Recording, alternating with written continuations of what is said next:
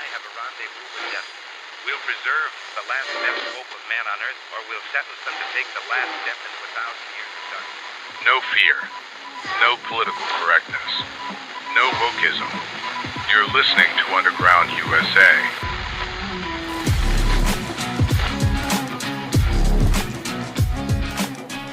The radical far left has crossed a line that no civilized society should tolerate.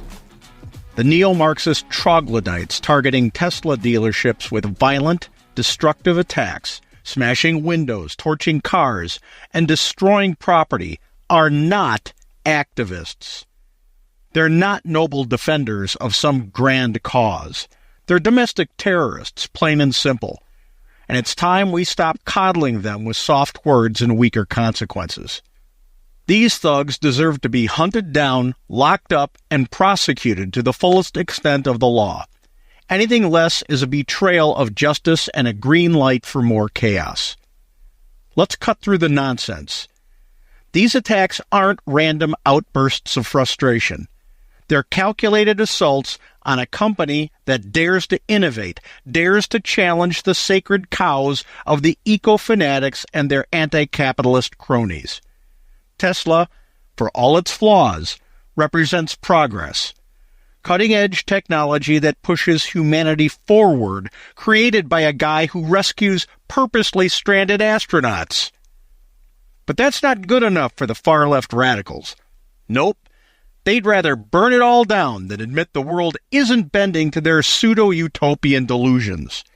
They hate Elon Musk, they hate success, and they hate anything that doesn't grovel at the altar of their sanctimonious ideology. So they lash out, like spoiled, ignorant brats, smashing and destroying what others have built. What's happening at Tesla dealerships isn't protest, it's terrorism. The Department of Justice defines domestic terrorism as acts dangerous to human life that violate federal or state law and are intended to intimidate or coerce a civilian population or influence government policy through violence. Tell me, how does hurling Molotov cocktails through showroom windows not fit that bill? How does vandalizing cars and terrorizing employees not qualify as intimidation?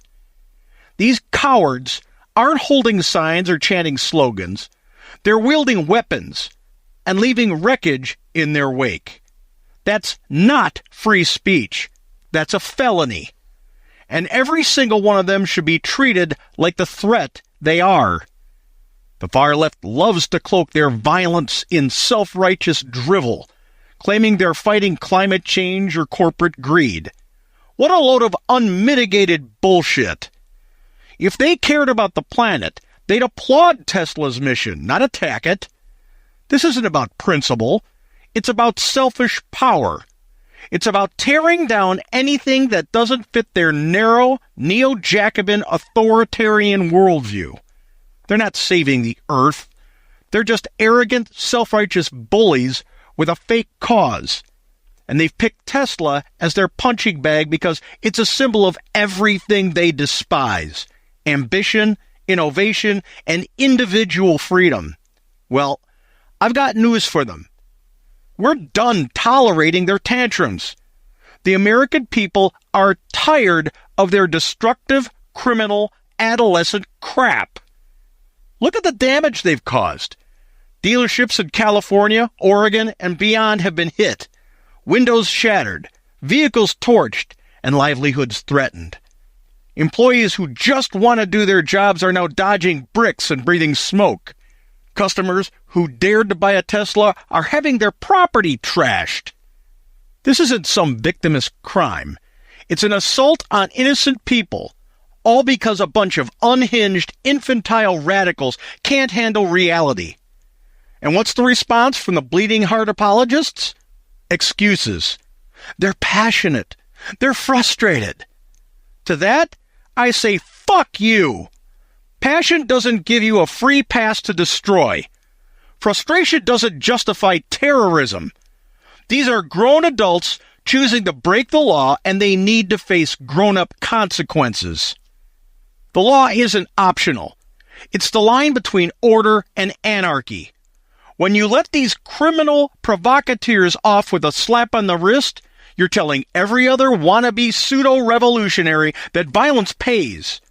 That's why prosecution has to be relentless and unforgiving for these assholes. Charge them with vandalism, arson, assault, whatever sticks. Throw in domestic terrorism enhancements and make it federal.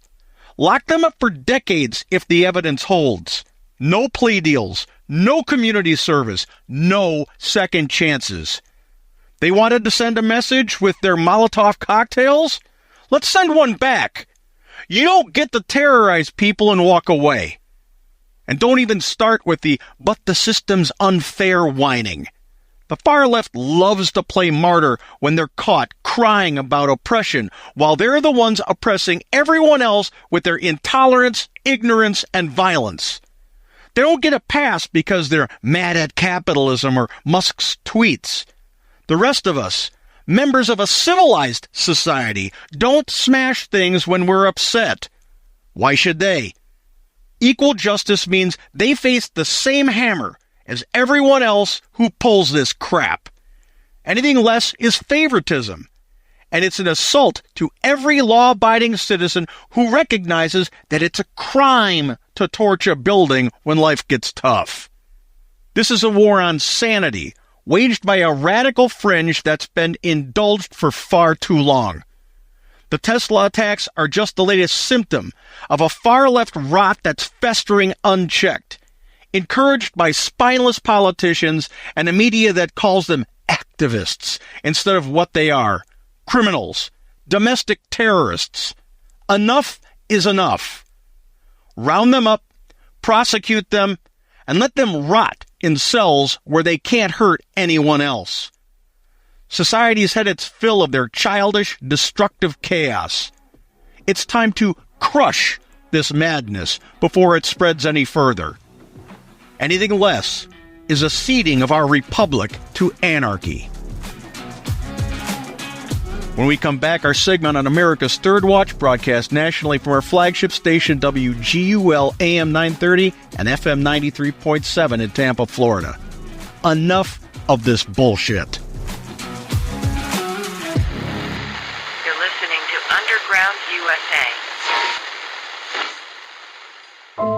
Wokeism is a threat to the very foundations of our great nation and to the very principles of liberty and justice. The goal of wokeism is to divide us, pitting Americans against one another based on race, gender, and identity. This ideology undermines free speech and open dialogue, which are the bedrock of our republic. It promotes censorship and cancels anyone who dares to challenge its extreme agenda. We must stand against this cultural Marxism and protect our constitutional rights. Say no to wokeism.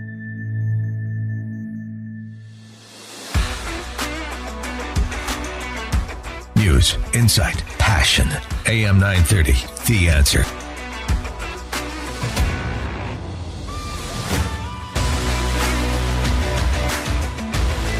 You know, Frank, I'll ask you the same question. Are we going to hear anybody from the Democrat side or the left saying, okay, this isn't good, you shouldn't be setting all this stuff on fire? No, it would be smart, but if history dictates what the present's going to be going into the future, when you look at Portland and Minneapolis and New York, Chicago and LA, no, they won't. They'll get behind the movement, which is kind of bizarre, because when people start to realize that these protesters, when they set these cars on fire, because they're insured, it affects everybody's insurance. All the insurance is going to go up because the insurance companies are going to have to pay off on this. Mm-hmm.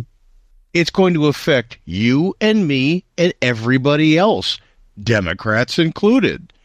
So these selfish, infantile, spoiled ignoramuses who are committing acts of domestic terrorism in destroying and vandalizing property are taking money out of everybody's pockets. It may not be today, it may not be tomorrow, But when your premiums go up, you'll feel it. So, should we tolerate this adolescent crap? No, we shouldn't. As a matter of fact, we should all be really pissed. So to answer your question again, if Democrats were smart, they'd tell people to tone it down, because when that reality gets out, they're going to have a price to pay for not wanting to step in and say stop. Mm-hmm. Well, it seemed to me, Frank, that, way back when Donald Trump said he wanted people to, quote, fight like hell, unquote. and they blamed Donald Trump for everything, and that he incited riots and all this kind of stuff. Ed Schumer, has stayed the same thing, obviously. But now you've got AOC out there saying that they need brawlers who fight. I mean, all this rhetoric coming from the left is I think, and I hate to say, but it empowers the wackos, to go and do some bad thing. And this is where you need to draw the line and even bring it a little bit closer than it needs to be, than it necessarily needs to be, in saying, well, you said it, they did it, that's inciting people to riot, you need to be charged.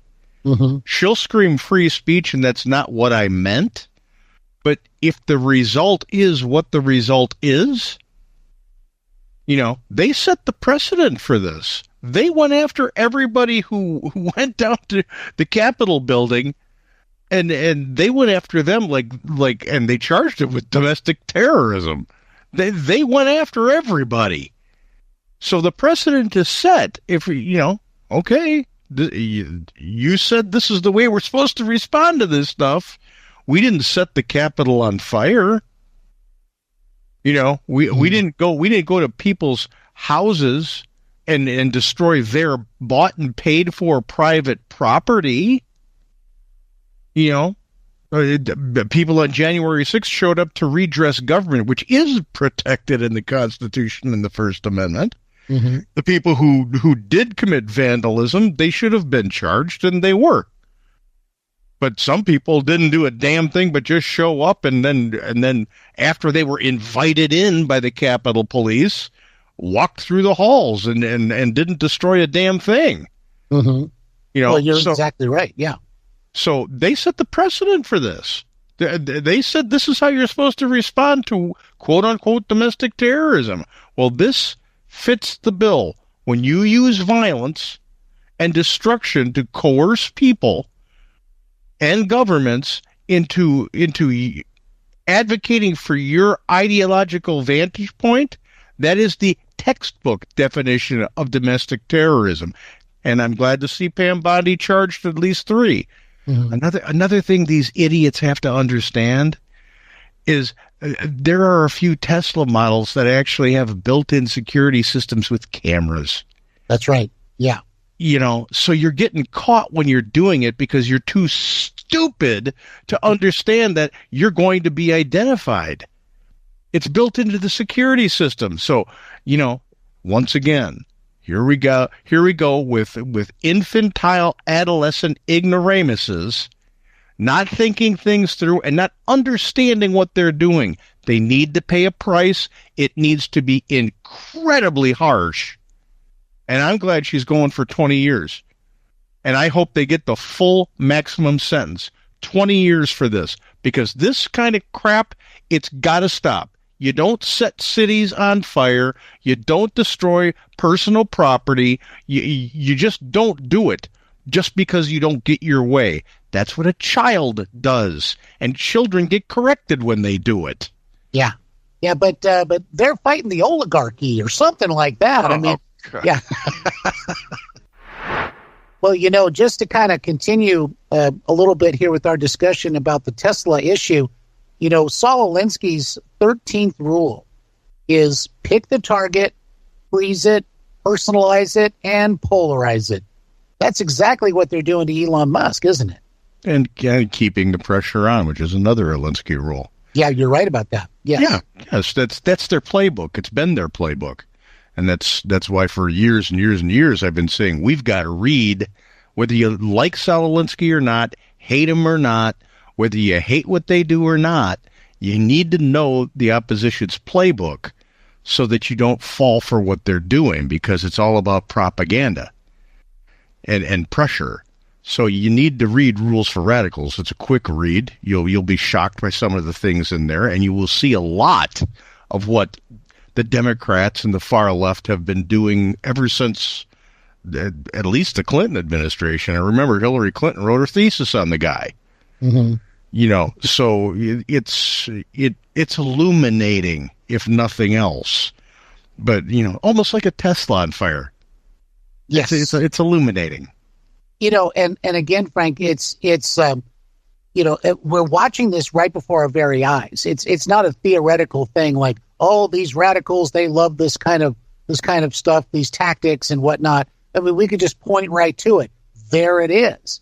And you're right. We have to be very familiar with these kinds of things so that we can counter it. But it's interesting, Frank, that, you know, this whole thing about the so-called oligarchy, this is what AOC and Bernie Sanders had a rally in Las Vegas. I don't know how big it was. It didn't look too big from the clip that I saw. But you know, they're out there now saying, fight the oligarchy. But isn't the Democrat Party elite and the left, aren't they the oligarchy? I thought that's what they really wanted. That's how they run things. 100% of the time, 100% of the time, the far left of the Democrat Party telegraphs what they are doing. And why do they do that? Because Marxism teaches that. If you read Karl Marx, he says it point blank. Accuse your opponent of what you're doing because it causes confusion and chaos. And out of chaos, you can foment a quote-unquote solution that sounds good to everybody but hides your agenda. Now, the reason AOC is talking about oligarchy is because she's a grotesque, vomitous follower. Bernie Sanders is the one that's been out there going coast to coast under the guise of, oh, we've got a problem in Washington. You've got to get behind stopping Trump. We're fighting an oligarchy. Meanwhile, he's filling his coffers for his reelection campaign. So it has nothing to do with what they're talking about, because what they're spewing is a lie. It's what the Soroses and the Peter Lewises and all of the Silicon Valley billionaires that have been working in cahoots, or who worked in cahoots with the Biden administration and the Obama administration, and in the very beginning the Clinton administration, filling their war chests with money. Mm-hmm. Why do you think they're screaming so much? Because Elon Musk figured out the scam that was USAID. That it was just money being shoveled into NGOs to give paychecks to people who go on the warpath every 2 and 4 years when election cycle comes around. You know, exactly. So this is telegraphing. AOC is still an idiot, people. Just because she got better at the mouth and reading the teleprompter and maybe making a punching video, then boy, that tells me how intelligent she is about geopolitics. A punching video. You know, that's the kind of stunted mentality that's on the far left. They're nothing but a bunch of neo-Jacobin Marxist puppets, and they don't even know it. That's the frightening part. Yeah, they can be just dupes. Yeah. Bernie Sanders is he's a lifelong Marxist, so he kind of knows what he's doing. But, you know, when you have somebody who's been practicing Marxism for well over 40 years, you can learn how to hide that a little bit. Let's always remember, Bernie Sanders has never, ever, ever, ever, ever in his entire adult life had a job that wasn't a paycheck off of the taxpayer's back. Mm-hmm. So what the hell does he know about anything about the private sector? Well, and again, it's, they preach at the people saying how, adopt this ideology. And of course, they don't come right out and say Marxism per se, but this is exactly what they're talking about. And if you would ever challenge them on it, they would say, well, this was never done right.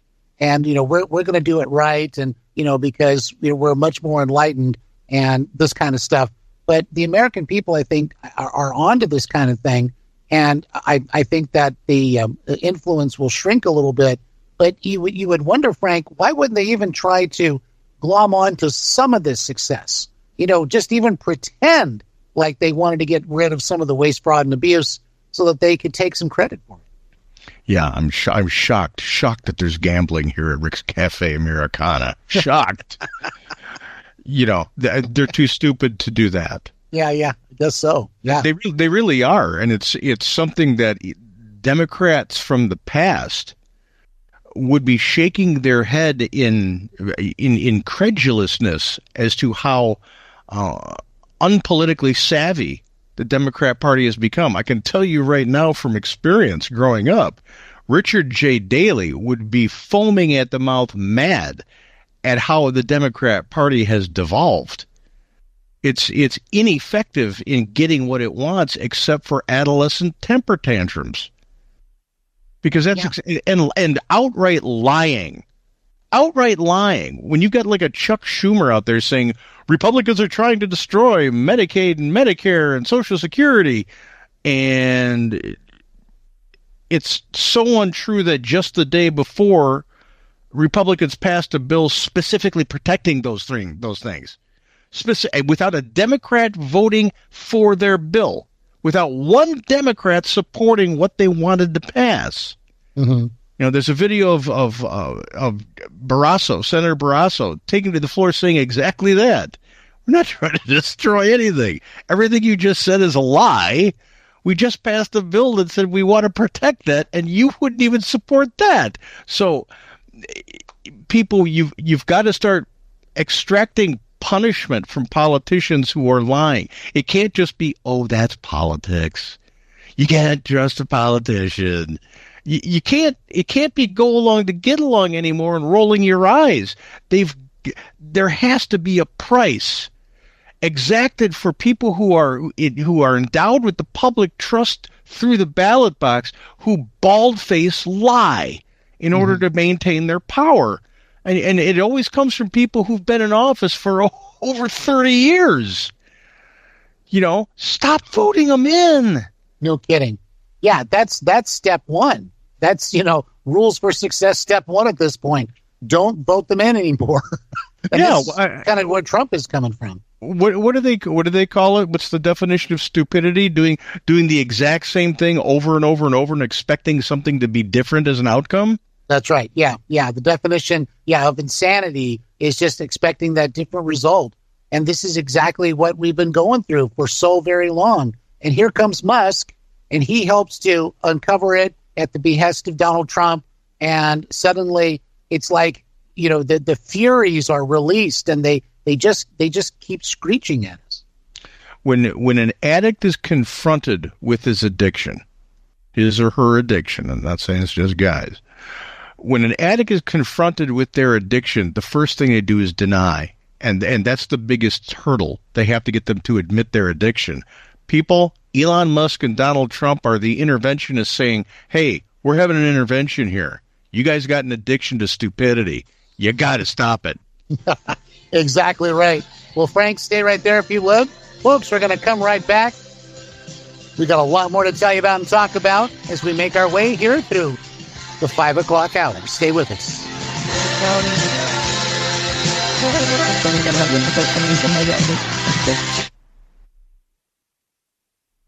Result. And this is exactly what we've been going through for so very long. And here comes Musk, and he helps to uncover it at the behest of Donald Trump. And suddenly it's like, the furies are released, and they just keep screeching at us. When an addict is confronted with his addiction, his or her addiction, I'm not saying it's just guys. When an addict is confronted with their addiction, the first thing they do is deny.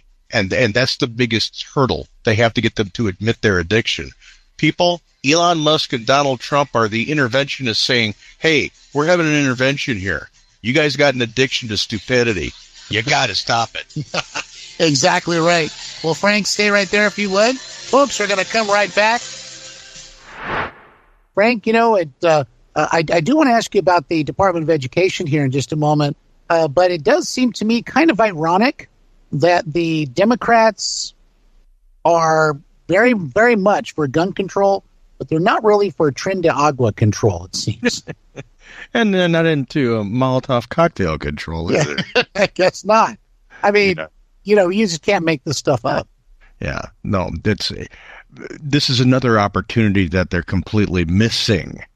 This is a perfect opportunity to get in front of the microphones, because that's what they do best, is get in front of the microphones and say, you know what? We have to join with the Trump administration on this. There's no room in the United States for violent, criminal, now designated terrorist entities in our country. So we should join with the Trump administration in seeking out these violent terrorist organizations that have made their way into our country under the guise of wanting a better life. And we should stand with them in expunging them. We want people to live free and safe in the United States. It writes itself. Mm-hmm. The speech writes itself, but they're so entrenched with supporting the stance that everything Trump says and does must be opposed. That's the only game plan they have. If Trump said it's daytime, I must say it's night. If Trump says the sun is out, I must say it's raining. And he should be impeached because it's raining. Mm-hmm. I mean, it's so pathetic that they can't make a cogent argument and even understand that sometimes you have to get behind the things that the American people support. Right. Not just the Democrat leadership and the Marxists behind them, the puppet masters who really want to see central control of government in Washington, D.C. off K Street and deep state hegemony from now until the sun explodes. That's not where we live. That's the oligarchy, by the way. Yeah, exactly. Well, Frank, too, when we're talking about the Department of Education and the order that Trump signed on Thursday, starting its ultimate destruction, how does this, again, this goes back to the states, and I think this is actually a great opportunity for the states to actually be able to take care of things, something that really should be taken care of at the state level anyway, but I can imagine the opportunities and the success that may come out of something like this ultimately down the line as this goes along. Absolutely. It's going back to what it was supposed to be. The Department of Education at the federal level is 100% redundant. It's redundant. Every single state has a Department of Education. Every single state. And even then, we should be questioning whether the state should have something like that, because schools should come down to the local school board. Period. Dot. Mm-hmm.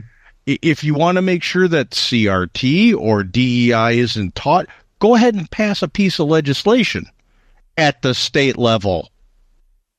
Go ahead.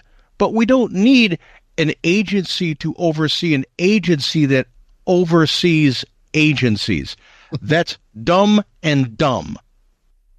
It's just wasteful and stupid to have redundancy. Now, sadly, it should be as easy as a stroke of a pen to say, well, that's stupid, let's get rid of it. And by the way, a majority of Americans want it gone because nothing good has come out of it. Nothing. Everything has gotten worse since the Department of Education was created under Carter. Everything. So, why have it? Well, because the teachers' unions say so. Right, no kidding. And now the DNC chair evidently is saying how Trump doesn't give a you-know-what about the students, evidently, because he's taking this action. It's always framed as an attack. It's an attack on the children. It's an attack on the students. It's this kind of thing, as opposed to even talking about this stuff. But the cool thing to me, though, Frank, is that by doing this, Trump is actually going to get the discussion going. It's no longer a hypothetical. This is a practical thing. It's happening. And I think more people, once they figure out and find out about this stuff, they're going to say, Trump's on the right track on this whole thing. Sunshine is the best disinfectant, my friend. Hey, where's the charlatan brain trust David Hogg on this? He's the vice chair. Yeah. Yeah. Wasn't he in high school like 14 seconds ago? Yeah. Shouldn't he be a voice saying, yeah, you know what? Half the people in my class couldn't read and they can't add. So maybe the Department of Education isn't good. Oh, that's right. He's a little mouthpiece puppet. Mm. So this is where the Democrat Party is. It's a party of wannabe pseudo throwbacks to the 1960s who want to be able to protest. That's all they want to do. Let's go protest. We have to protest this. Let's protest him. Let's protest Trump. Let's protest Tesla. Let's protest anti-Israel people. Let's support them. Let's protest trans stuff. Let's protest. And what do you do when you really have a good protest? You got to burn stuff. Yeah, that's right. That's exactly it. And it's a perpetual protest. This is the only thing you have to offer at that point, and you're sort of stuck in this, and it never really goes anywhere. And because you're always trying to tear it down, the liberal left, they're not building anything up. AOC is fighting the oligarchy, quote unquote, but she's not building anything up. And it's because they have to introduce that destructive chaos in order to bring in something that, on its face, when people have time to think about it, wouldn't want. Nobody wants government coming in saying, we're going to take everything you have and throw it into a giant pot, we'll divide it up, and we'll decide what you get. No one wants that. No one.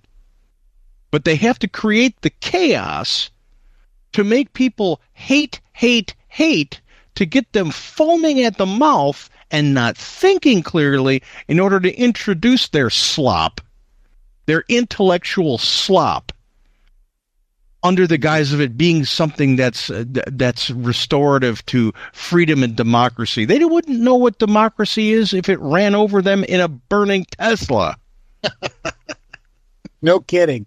And by the way, SRQ Mayor just sent in a great text message to us this morning, Frank. She says, Mr. Kyle, Mr. Frank, sing it out, period, dot. I love it. I'm a tenor. And thank you, Mary. We appreciate the text very, very much. Well, see, that's the thing, especially what we're talking about right here, Frank. I mean, it seems to ring true. It seems to match up with the practicalities of the world. And when you got AOC and Schumer and Bernie Sanders and the rest of them, they just keep trying to sort of spin this fantasy world about where they're going to make everything better for you, but they never ever do. They can't. That's why they have to keep, quote, fighting all the time. Go back in history. History is a very, very wonderful thing. When you study history, even in a cursory manner, you understand that it repeats itself. So there's lessons to be learned from history. People who are totalitarian and despotic at their core have been complaining and angry and trying to change things from the very beginning. Study Karl Marx. Study the progressive movement. Study them. Study communism and socialism. It doesn't work, and they try to put new shades of lipstick on these pigs. And, I mean, it's a new pig every day. This is Karl Marx pig. This is Castro pig. This is Maduro pig. No, this pork will be sweeter. No, it won't. No, it won't. It's just as rancid. It never works. It can't work because of human nature. And it creates oligarchies. AOC and Bernie are just trying to cement their place within the oligarchy by trying to create that chaos and introducing this garbage to the American people. We have to be smarter than this. Indeed. Well said, Frank. Well said. And Frank Salvato, everybody. UndergroundUSA.com is the website. The book is Nullification. Go check it out. Like I said, you can find it on Amazon as well. And Frank, great discussion this morning. We'll talk to you on Friday, my friend. Stay low, my friend. You're listening to Underground USA. A free and independent media is the backbone of our great republic. So it's crucial to have media outlets that aren't influenced by big tech censorship or the leftist mainstream media complex. But that means supporting journalistic outlets that bring us the truth without spinning facts to push a narrative. For less than the cost of a cup of coffee once a month at Starbucks, you can support the free speech mission of undergroundusa.com, an independent, reader-supported, and sometimes irreverent podcast and publication that gives you the real story without the bias. Go to undergroundusa.com/UUSA. That's undergroundusa.com/UUSA to receive a 25% discount on an annual subscription, bringing every new podcast and article directly into your email inbox, circumventing the censors and fact-checkers. Remember, knowledge is power, and staying informed is one of the best ways to protect our republic. Go out there and seek the truth, my friends. Subscribe to undergroundusa.com today.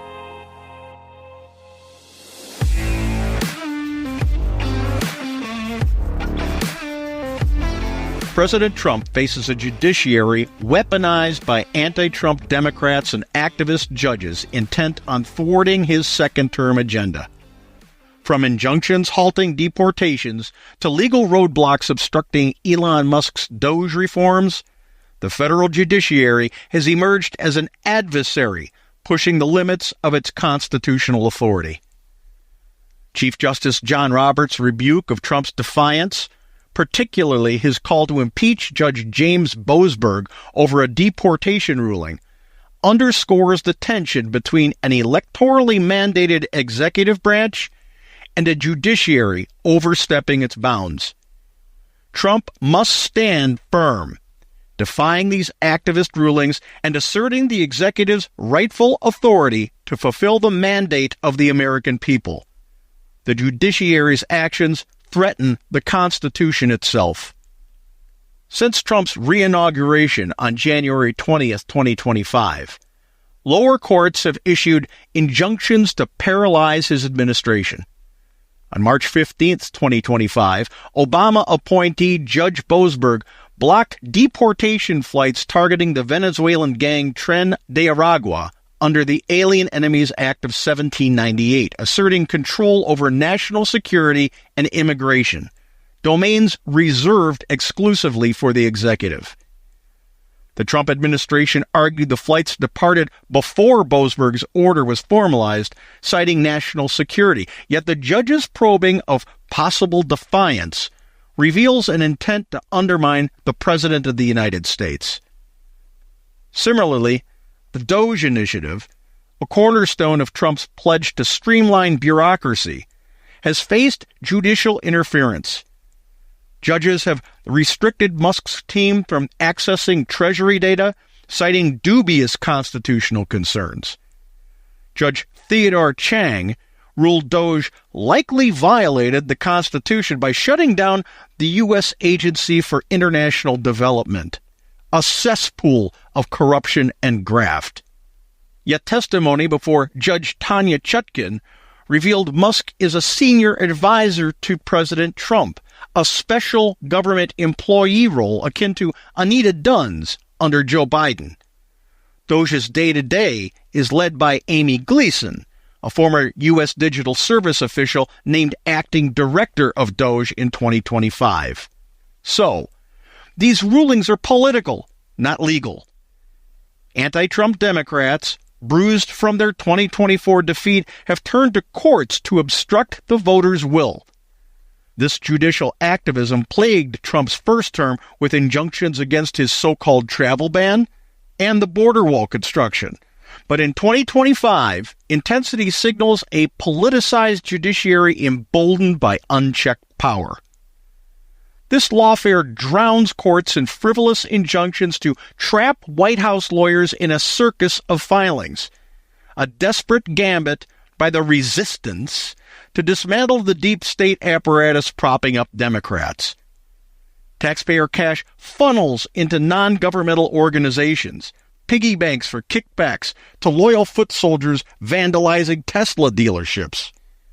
Leading this sabotage are Mark Zaid, Norm Eisen, Mary McCord, Mark Elias, Barbara McQuaid, and Joanne Lindgate, deep state lawyers weaponizing courts to strangle democracy with bad faith litigation.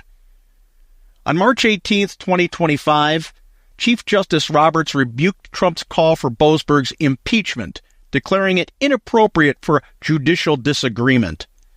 This is rich with irony.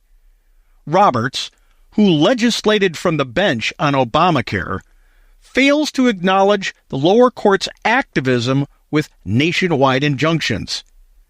His criticism is a power play to shield a judiciary turned tool of the left. In 2018, he chastised Trump for calling a judge an Obama judge, yet stayed silent when Democrats assailed conservative justices. His 2024 immunity ruling for Trump emboldened the executive, yet now he postures to preserve judicial supremacy. Critics say Roberts protects the rule of law, but this collapses under scrutiny. The rule of law doesn't mean blind obedience to judicial edicts, especially when courts overstep. Boasberg's injunction relies on tenuous ground. The Alien Enemies Act's use in wars don't preclude its application to modern threats like Tren de Aragua or the border crisis prompting Trump's emergency declaration. Roberts' failure to curb nationwide injunctions, questioned by Justice Thomas in 2018, exposes his complicity in judicial overreach. Trump's defiance defends against a judiciary usurping executive prerogative. History supports Trump's stand. In 1832, Andrew Jackson ignored the Supreme Court's Worcester v. Virginia ruling, prioritizing federal authority. In 1937, FDR threatened to pack the court when it struck down New Deal laws, forcing it to relent and exposing its opportunistic infidelity to the Constitution. During the Civil War, Abraham Lincoln suspended habeas corpus despite judicial opposition, asserting executive authority in emergencies. These examples show the judiciary isn't infallible. Dred Scott proves that. And the executive need not bow when courts exceed their role. Trump's situation mirrors these moments. His deportations address gang infiltration tied to illegal immigration, while Doge tackles a bloated bureaucracy, both within Article 2 powers. When judges issue sweeping injunctions, they subvert democracy, negating voters who endorse Trump's platform. Defiance reclaims constitutional balance. The Constitution designates the Supreme Court, not lower courts, as co-equal to the executive. Yet activist judges attempt to wield power far beyond their station. Trump's defiance is a necessary counterweight to restore the executive's rightful place. The stakes are high. If Trump yields, his presidency and the people's will are neutered. Democrats, losing at the ballot box, exploit courts via forum shopping in liberal districts for favorable rulings. A single judge can halt deportations or cripple Doge, overriding the commander-in-chief's authority and a landslide mandate. This isn't checks and balances. It's judicial tyranny. Trump should and must defy these injunctions, proceed with deportations under Article 2, and push Doge forward. The Supreme Court's conservative majority, including 3 Trump appointees, should back him if lower courts escalate. Historical precedent, from Jackson to Lincoln to FDR, supports him. The American people, who elected him to drain the swamp and secure the border, demand it. Roberts' rebuke is a distraction from an elitist clinging to judicial purity. The real threat is a judiciary run amok, abetted by anti-Trump Democrats desperate to cling to power. By standing firm, Trump can expose this charade, rally his base, and reaffirm the executive's role as the people's voice. Defiance is the path to victory.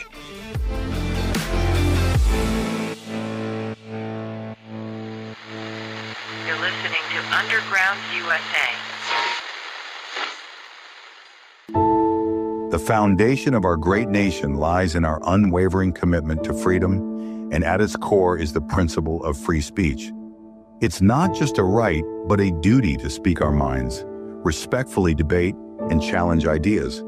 Today, free speech is under attack by the forces of the deep state and the globalists.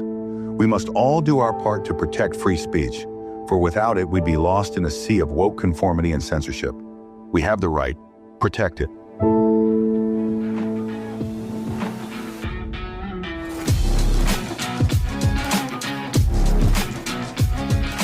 If you like the podcast, please head on over to undergroundusa.com and sign up for our Substack. It brings every new podcast and article directly into your email inbox.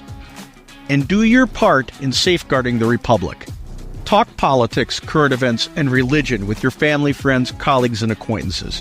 When we have these rational, non-agitating conversations, when we share our feelings with one another about the proper role of government in our lives, we realize that we have more in common than in difference. And that scares the shit out of the deep state dividers, the balkanizers, who like to play identity politics to divide us into tribes and factions so that they can cobble together their pathetic 51% to win elections. The deep state must be dismantled. Trump is set to do that. Let's support him. You're listening to Underground USA. No fear. No political correctness and no wokeism. My name is Frank Salvato.